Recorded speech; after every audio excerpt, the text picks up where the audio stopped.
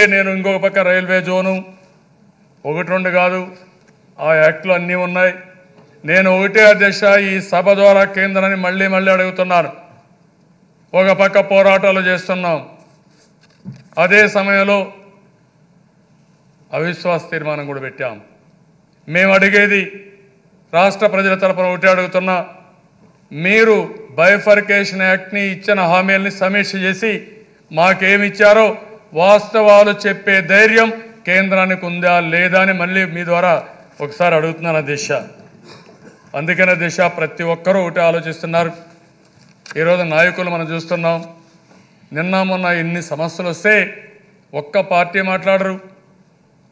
కడాన వాళ్ళు వదిలిపెట్టండి, విష్ణుకుమార్ రాజు చాలా యాక్టివ్గా మాట్లాడుతూ ఉంటాడు. ఎందుకు మాట్లాడలేదు విష్ణుకుమార్ రాజు గారు? నార్త్ ఈస్టర్న్ స్టేట్స్కి ఇండస్ట్రియల్ ఇన్సెంటివ్స్ ఇచ్చారు, మనకి ఇవ్వలేదు, ఎందుకు మాట్లాడలేదు మీరు? అందుకే నేను ఒకటే చెప్తున్నాను రాజు గారు, ఆంధ్రప్రదేశ్ ప్రక్షాళన నిలబడతారా? ఢిల్లీ నాయకత్వంతో మీరు మంచిగా ఉండాలనుకుంటే కాంగ్రెస్ వాళ్ళు ఏమయ్యారో మళ్ళా మీరు కూడా అదే సమస్య వస్తుంది. దయచేసి అర్థం చేసుకోండి. ప్రజల ప్రక్షాళన నిలబడండి, ప్రజలకు అండగా నిలబడండి, వాళ్ళ యొక్క మనోభావాలు గౌరవించండి. ఇది ఒక సమయం అధ్యక్ష.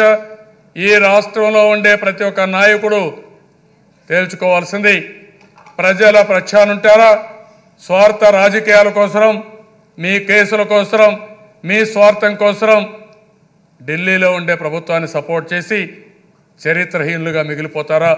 ఇది మీరు గుర్తుపెట్టుకోవాల్సిన అవసరం ఉంది. ఈరోజు మనం పోరాడిన కేంద్ర ప్రభుత్వం నిర్లక్ష్య వైఖరి అవలంబిస్తున్నారు. మనం అడుగుతూ ఉంటే మనకు మాత్రం సమాధానం చెప్పరు.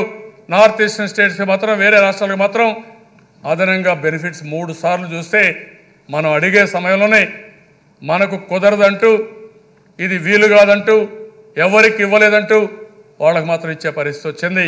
ఈ విషయాలు ప్రజలందరూ గుర్తుపెట్టుకుంటున్నారు. కాబట్టి మళ్ళీ ఈ సభ ద్వారా కేంద్రాన్ని నిలదీస్తున్నాను.